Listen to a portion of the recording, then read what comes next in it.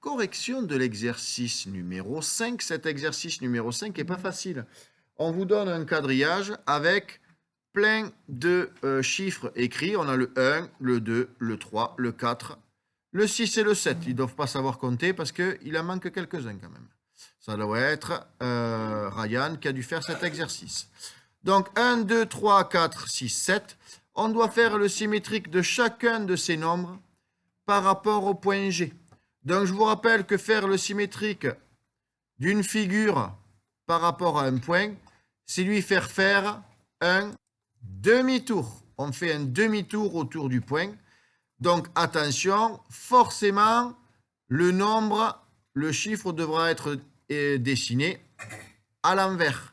Donc là, on a le 7 qui est écrit comme ça. Quand il va être dessiné après avoir fait la symétrie centrale, le 7 sera à l'envers, retourné. Donc pour ça, on va aller voir sur GeoGebra comment ça fonctionne. Donc on voit qu'on a le 7, c'est exactement la même position que sur la figure d'en dessous. Ici, il me semble que ce point s'appelait G. Et vous allez voir, on va faire tourner le 7 autour de G.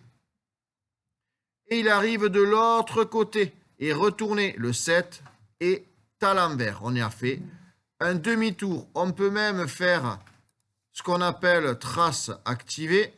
Afficher la trace. Hop, on voit que le 7, la barre du 7 a tourné. Et on arrive d'un 7 qui est ici. Hop, on va enlever la trace. Et donc, on voit bien que le 7 tourne.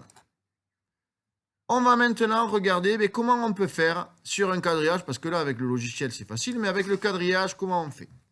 Donc, c'est assez simple si on a une méthode. Il faut absolument qu'on voit et qu'on signale les points qui nous intéressent sur la figure. On va déjà prendre ce point-là, qui paraît intéressant, et on va faire son symétrique par rapport à G. Et on sait que le symétrique d'un point par rapport à un autre, c'est un demi-tour, mais quand on a les quadrillages, on est censé compter les carreaux, le chemin qui nous permet d'aller jusqu'au centre. Là, on a 2 carreaux vers la gauche. On reproduit donc 2 carreaux vers la gauche. Et le bas du 7, il arrive ici. Je vous invite ensuite à enlever les traits de construction. Maintenant, on va signaler un autre point qui va nous intéresser pour le 7, c'est lui. Et donc, on compte le nombre de carreaux qui nous permet d'aller jusqu'au centre. Donc là, on est descendu de 1, 2, 3, 4. Et donc, on fait le même parcours à partir du centre. On descend de 4. 1, 2, 3 et 4. On vient d'avoir donc cette partie-là. On efface les traits de construction. Et au final, on vient de tracer ce point-là et ce point-là. Si on les relie, ça nous fait une partie du 7. Maintenant, on va aller chercher un autre point qui nous intéresse, c'est lui. Et là, c'est un peu plus compliqué. Pour aller de lui jusqu'à G, on va suivre un chemin. C'est nous qui décidons lequel on prend. Ben regardez, moi, je vais décider de partir vers le bas. Donc, à bas, je descends de combien de carreaux? De 4. Je descends de 4 carreaux. Et ensuite, je vais sur la droite R1 de combien de carreaux? 2. Je fais exactement le même parcours maintenant. Je descends de 4 et je vais sur la droite de 2. Et le point qui était ici arrive ici. J'enlève les traits de construction. Hop, j'ai fait une bêtise, mais c'est pas grave. J'enlève les traits de construction. Et on arrive sur ce point-là, qui est le haut du 7. Qu'on fait ici. Bon, maintenant, on voit quand même que le 7, facilement, il va être dessiné ici. Il ne nous manque plus qu'à faire cette barre-là. On sait très bien que cette barre-là, elle va arriver ici. Et on voit donc bien qu'on a fait le demi-tour, comme on avait fait sur GeoGebra ici. On voit que le 7, il est bien en bas, en dessous. Bon, très bien. On va faire la même chose avec les autres nombres. Donc, on va commencer par le 1. On va s'occuper du bas du 1. Donc, on regarde le bas du 1, il est ici. Pour aller de là jusqu'à G, on va descendre. On descend Lina de combien? De 2. Et on avance de combien? Erwan? De 8. On fait la même chose. On descend de 2. Hop, je descends de 2. Et j'avance de 8. Alors là, je ne fais plus les traits parce que sinon, ça va passer sur ma autre figure. Je descends de 2. Si je les fais parce que sinon, ça ne va pas être... Et ensuite, j'avance de 8. Donc 2, 4, 6, 8. Il me semble qu'on arrive ici. Hop, je peux enlever mes traits de construction. Parce que sinon, ça fait moche.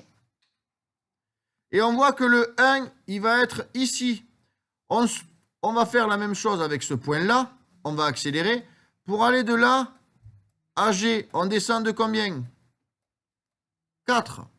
Et on va vers la droite de 8. Donc on descend de 4 et on va vers la droite de 8. Et on arrive ici.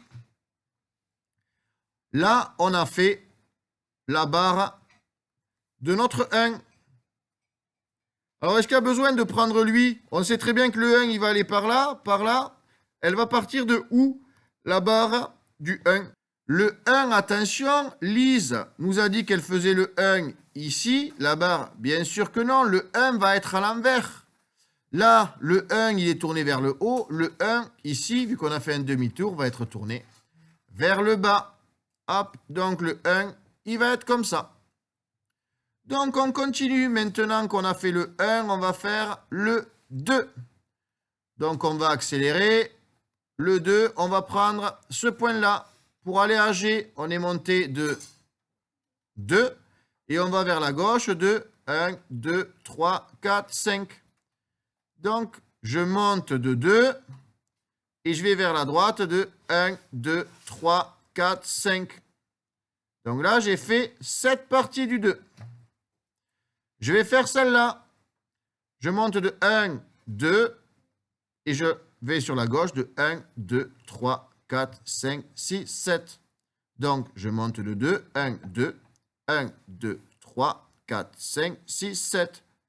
Ok, j'ai fait cette barre-là. Je peux la dessiner. Hop. Et maintenant, d'après vous, le 2, il va être tourné vers où? Vers le bas ou vers le haut? Maë? Vers le bas. Elle veut... donc, Maë, tu vas avoir le 2 ici? Je crois pas. Je pense qu'il va plutôt partir vers le haut. Donc, on va faire ce point-là. On va... Et pour vous aider, on va lui mettre des lettres. Regardez, ici, c'est A. Ici, c'est B. Donc, on a dit que ici, c'était A. Ici, c'est B. On va faire le C, qui est ici. Pour aller de C jusqu'au point G, on monte de combien? 1, 2, 3. Et on va vers la gauche de 1, 2, 3, 4, 5, 6, 7. Donc pareil, on monte de 3, 1, 2, 3. 1, 2, 3, pardon. Et on va vers la gauche de 7. 1, 2, 3, 4, 5, 6, 7. Donc on a notre point C qui est ici. On voit donc bien que si on suit A, B, C, ça va nous faire A, B et C ici.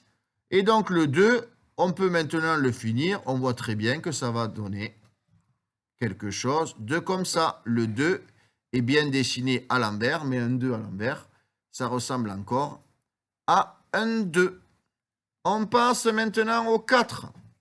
Donc le 4, on va s'occuper du haut du chiffre. Pour aller de là jusqu'à G, on a fait 1, 2, 3 carreaux. Donc 1, 2, 3 carreaux. Donc ici, on peut l'appeler A. Et ici, on a A'. On va maintenant faire cette partie du 4. On va l'appeler B. Pour aller de B jusqu'à G, on est monté de 1. Et on est allé sur la gauche de 3. Donc, je suis monté de 1 et je suis allé sur la gauche de 3. Donc, mon point B', il est ici. Donc, si je commence à dessiner mon 4, il va être là. Ensuite, je vais faire ce point que je vais appeler C. Pour aller de C jusqu'à G, on monte de 1. Et on fait 1, 2, 3, 4 sur la gauche. on monte de 1, et 1, 2, 3, 4 sur la gauche. Donc notre point C', il est ici. Maintenant, on a assez pour terminer notre figure. On part de A', on va à B'. De B', on va à C'.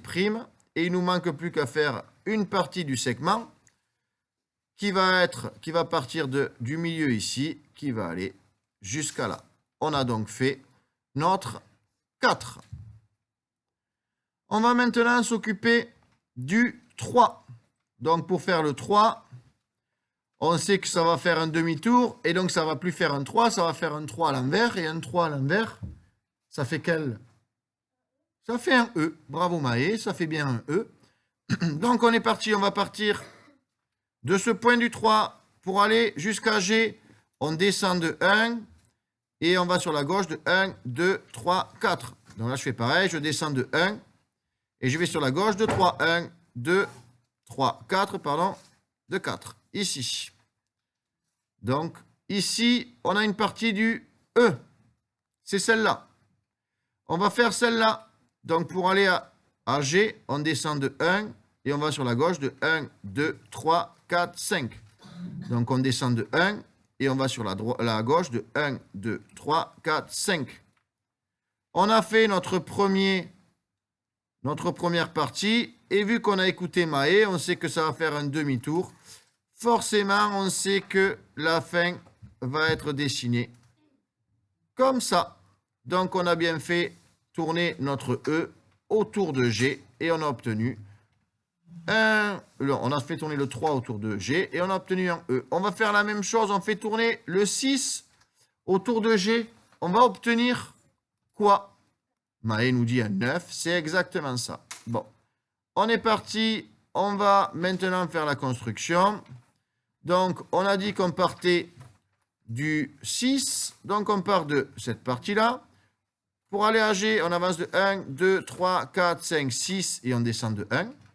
1, 2, 3, 4, 5, 6 et on descend de 1. On sait que lui va être là. On fait cette partie-là. Pour aller de lui jusqu'à G, on avance de 1, 2, 3, 4, 5, 6, 7 et on descend de 1.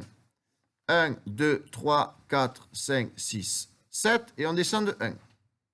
Donc on sait que le segment qui était là va être ici. On continue. Et juste pour bien vous montrer, on va faire lui. Pour aller de lui à G, on avance de 1, 2, 3, 4, 5, 6, 7 et on monte de 1. 1, 2, 3, 4, 5, 6, 7 et on monte de 1. Hop, on a là. Et donc là, facilement, on voit notre figure arriver. Hop, on peut la finir sans compter les carreaux. On a dit que le 6 devenait un 9. Et cet exercice était assez long, mais maintenant, il est terminé. On peut donc arrêter cette vidéo.